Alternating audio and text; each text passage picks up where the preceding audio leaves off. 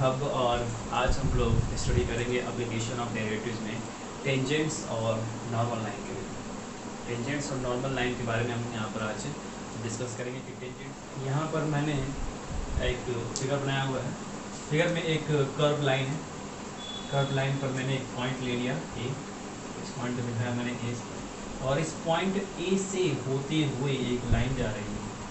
सीधा बेसिकली एक लाइन जा रही है और इस पॉइंट पर एक परपेंडिकुलर लाइन, दो लाइन मैंने ड्रॉ की है।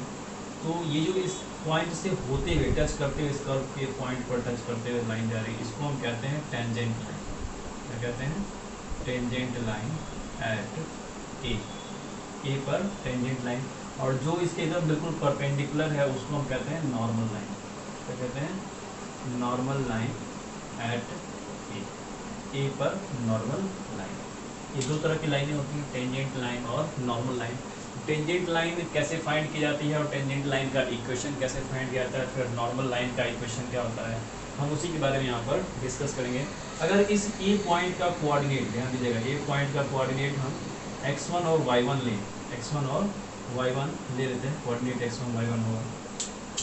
तो उस एक और पॉइंट के अकॉर्डिंग जो बातें होंगी टेंजेंट लाइन और नॉर्मल लाइन के बारे में, वो करने से पहले हम यहाँ पे कुछ बेसिक पॉइंट्स जो पिछले क्लासेस में हम लोग डिस्कस कर चुके हैं उसके बारे में डिस्कस करते हैं। तो यहाँ पे राइट करता हूँ मैं कि equation of a straight line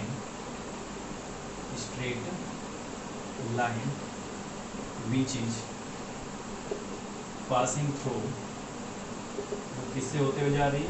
passing through x1 y1 make a finite slope. क्या बनाती है? फाइनाइट स्लोप बनाती है और उस स्लोप को हम डिनोट करते हैं स्मॉल m से। तो इसका इक्वेशन होता है y minus y1 equal m x minus x1। ये आपने स्टडी किया है। x1 y1 पॉइंट से होते हुए अगर कोई लाइन जाती है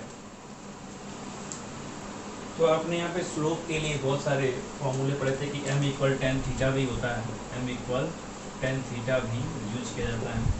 बट अभी यहाँ पे देखते हैं कि स्लोप कैसे बनेगा। अगर इस टेंजेंट के बारे में बात करें, इस टेंजेंट का इक्वेशन हो y equal F X, tangent का equation y equal F X हो, तो स्लोप कैसे बनेगा? तो उसके लिए लिखता हूँ मैं कि slope of the tangent, slope of tangent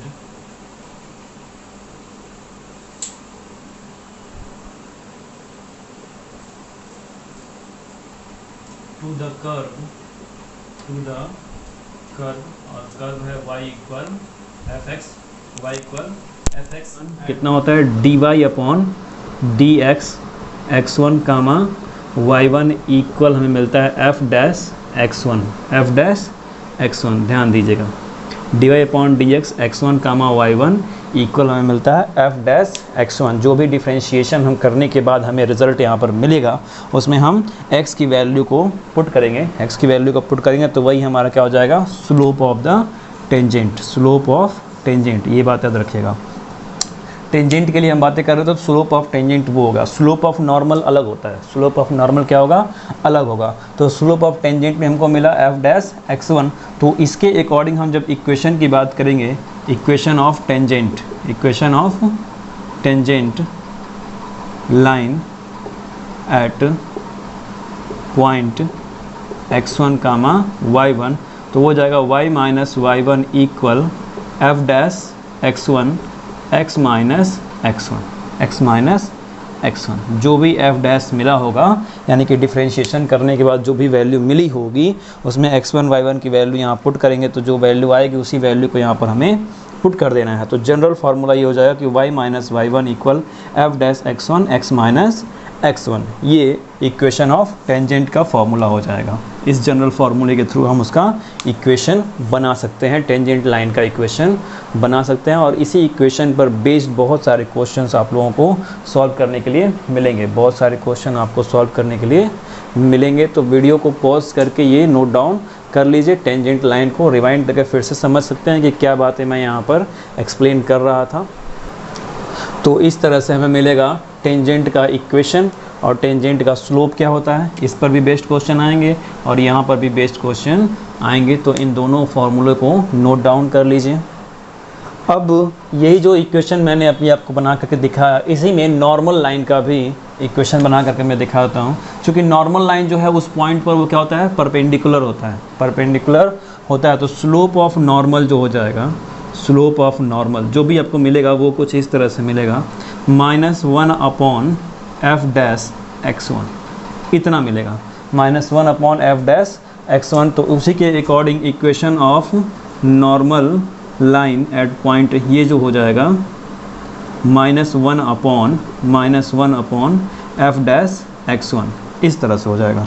फिर आप इसका क्रॉस मल्टीप्लिकेशन करके इक्वेशन बना सकते हैं। बहुत ही इजी तरीके से आप इसका इक्वेशन बना सकते हैं। तो बाकी सारी बातें सेम वैसे ही रहेंगी। ये y - y1 स्ट्रेट लाइन का ऐसा ही इक्वेशन होता है। स्लोप ऑफ नॉर्मल जो हो जाएगा इसी इक्वेशन के थ्रू -1/f'(x1) हो जाएगा नॉर्मल का। और फिर इक्वेशन ऑफ नॉर्मल जो है m के प्लेस पर -1/f'(x1) आप पुट कर सकते हैं। तो इस तरह से बन जाएगा इक्वेशन ऑफ नॉर्मल लाइन और ये हो जाएगा slope of normal line, slope of normal line at the point x1 और y1, x1 और y। ये बातें लिख लीजिएगा नोट करके, कुछ बातें मैं आपको बता रहा हूँ, नोट करके बातें लिख लीजिएगा। पहला पॉइंट है कि कर्व जो होता है, कर्व y = fx, और इसका जब हम टेंजेंट लाइन का इक्वेशन बनाने जाएंगे और टेंजेंट का स्लोप दिखाएंगे तो टेंजेंट का स्लोप कुछ इस तरह से हो जाएगा, dy/dx, dy/dx इक्वल हो जाएगा, इक्वल हो जाएगा tan थीटा। क्या हो जाएगा, tan थीटा। इसको हम कहेंगे स्लोप ऑफ टेंजेंट। क्या कहेंगे, स्लोप ऑफ टेंजेंट। और ये किसके साथ बनाएगा, x एक्सिस के साथ। x एक्सिस के साथ जब ये थीटा एंगल बनाता है, x एक्सिस के साथ थीटा एंगल बनाएगा, वो भी किस डायरेक्शन में, पॉजिटिव डायरेक्शन में। पॉजिटिव डायरेक्शन में जब ये बनाता है तो dy/dx इक्वल tan थीटा होता है और इसको हम कहते हैं स्लोप ऑफ टेंजेंट। क्या कहेंगे, slope of tangent. x axis के साथ ये जब थीटा एंगल बनाएगा और वो भी पॉजिटिव डायरेक्शन में, तब इस कर्व का y = fx का टेंजेंट हो जाएगा dy/dx का tan थीटा। क्या हो जाएगा, tan थीटा। अब कुछ पर्टिकुलर केसेस के बारे में जान लेते हैं कि पर्टिकुलर केसेस में क्या क्या चीज़ें आती हैं। पहली बात है टेंजेंट लाइन के लिए, टेंजेंट लाइन के लिए कि slope of tangent, slope of tangent 0 हो जाए। स्लोप ऑफ टेंजेंट क्या हो जाए, 0 हो जाए। इसका मतलब कि tan थीटा इक्वल 0 हो जाए, tan theta equal 0। It mean theta equal क्या हो गया, 0 हो गया। तो उसका जो इक्वेशन होता है y - y1 इक्वल होता है आपका f'(x), x1 x - x1। तो जब यही चीज़ 0 हो जाएगी तो यहीं पे आप tan थीटा लिखने वाले थे, यहीं पर आप tan थीटा लिखने वाले, तो ये पूरी चीज़ क्या हो जाएगी, 0। ये पूरी चीज़ 0 हो जाएगी। इसका मतलब यहाँ से आपको मिलेगा y = y1। क्या मिलेगा, y = y1। ये y - y1 इक्वल 0 हो जाएगा, तो -y1 उधर गया तो +y1 हो गया, आपको इक्वेशन मिलेगा। और इसका मतलब क्या होता है, इसका मतलब ये होता है कि टेंजेंट लाइन जो है, टेंजेंट लाइन पैरेलल हो गया। किसका हो गया, पैरेलल हो गया x एक्सिस के। ये कंडीशन आ जाती है tan थीटा इक्वल 0। जब tan थीटा इक्वल 0 हो जाएगा तो थीटा इक्वल 0, यानी कि f'(x1) जो आपको मिलता वो क्या हो गया, ये 0 हो गया। तो टेंजेंट लाइन x एक्सिस के पैरेलल हो गया। दूसरा केस जो है, दूसरा केस कि थीटा जो है वो π/2 के इक्वल हो जाए, थीटा जो है π/2 के इक्वल हो जाए, तब tan थीटा क्या हो जाएगा, tan theta equal infinite. tan theta equal क्या हो गया, इनफाइनाइट हो गया। मतलब टेंजेंट लाइन जो है, टेंजेंट लाइन अब वो परपेंडिकुलर हो गया। क्या हो गया, परपेंडिकुलर हो गया x एक्सिस के। किसके, x एक्सिस के परपेंडिकुलर हो गया और पैरेलल हो गया y एक्सिस के। ध्यान दीजिएगा, अभी जो फिगर मैंने बनाया था उससे पहले ये कर्व वाली ये कंडीशन बता रहा हूँ मैं, ये कंडीशन कि यहाँ पे टेंजेंट लाइन ये होता है, तो ये टेंजेंट लाइन क्या हो गया, अब परपेंडिकुलर हो गया x एक्सिस के और पैरेलल हो गया y एक्सिस के। ये बात याद रखिएगा, tangent line parallel y axis और परपेंडिकुलर x एक्सिस के। तो इस कंडीशन में आपको x इक्वल x1 मिलेगा, x इक्वल x1 मिलना है। ये आपका इक्वेशन ऑफ टेंजेंट हो जाएगा, इक्वेशन ऑफ टेंजेंट लाइन हो जाएगा।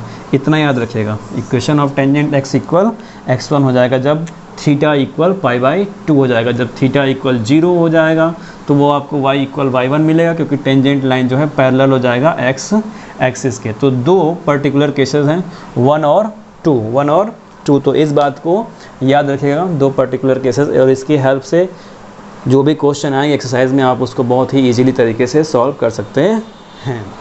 टेंजेंट और नॉर्मल लाइन पर बेस्ड कुछ एग्जांपल्स जो हैं अब हम यहाँ पे सॉल्व कर लेते हैं। तो पहला एग्जांपल है कि फाइंड द स्लोप फाइंड करना है टेंजेंट का टू द कर्व है y equal x Q minus x, और पॉइंट है x इक्वल 2 पर हमको टेंजेंट फाइंड करना है। तो पहले तो इसका स्लोप जो है हम फाइंड करते हैं। स्लोप क्या होता है, dy/dx होता है, dy/dx। तो dy/dx फाइंड करते हैं, तो ये हो गया dy/dx।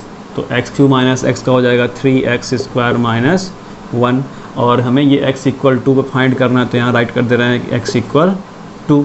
तो x इक्वल 2 यहाँ पुट करिए तो कितना हो जाएगा 3 × 2 का स्क्वायर माइनस 1, 4 3 12, 12 माइनस 1 कितना मिला हमें 11। ये 11 ही क्या है, स्लोप ऑफ टेंजेंट है, स्लोप ऑफ टेंजेंट है। इतना इजी है स्लोप ऑफ टेंजेंट फाइंड करना। आप जानते हैं कि जो भी कर्व दिया होगा उसका हमें dy/dx फाइंड करना है, dy/dx फाइंड करना है। dy/dx अपने फाइंड कर लिया, पॉइंट रखना है, x इक्वल 2 पॉइंट दिया है तो उसको आप पॉइंट को पुट कर दीजिए। ये आपको मिला था dy/dx 3x² माइनस 1, x के प्लेस पर अपनी वैल्यू पुट कर दी, जो मिला वही क्या है, स्लोप ऑफ टेंजेंट है, वही स्लोप ऑफ टेंजेंट है। अब अगर इक्वेशन फाइंड करने के लिए अगर इक्वेशन फाइंड करने के लिए दिया जाता तो आप रखते y minus y1 equal f'(x1) जो आपको था x माइनस x1 इस कंडीशन में। तो f'(x1) आपको मिल रहा था 11, f'(x1) आपको 11 मिल रहा था, यही जो पूरा है यही आपका f'(x1) था। अब x1 यानी कि पॉइंट आप यहाँ पे रख रहे थे तो उसके बाद ये वैल्यू आ रही थी, तो इसी तरह से पुट करना था। बट इसमें इक्वेशन नहीं पूछा था, यहाँ से पूछा गया था कि फाइंड द स्लोप फाइंड कीजिए ऑफ टेंजेंट का। तो इस तरह से आपने स्लोप फाइंड करके दिखा दिया। अब जो अगला क्वेश्चन पूछा है उसमें कह रहा है कि फाइंड द पॉइंट, वो पॉइंट बताइए एट विच, जिस पर टेंजेंट टू द कर्व दिया है y इक्वल √4x माइनस 3, और उसके बाद ये -1 बाहर है। हैज़ इट्स स्लोप, उसका अपना स्लोप हो कितना 2/3।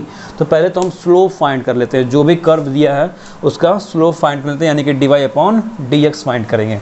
तो dy/dx कितना हो जाएगा, dy/dx अंडर है तो ये कितना हो जाएगा 1/2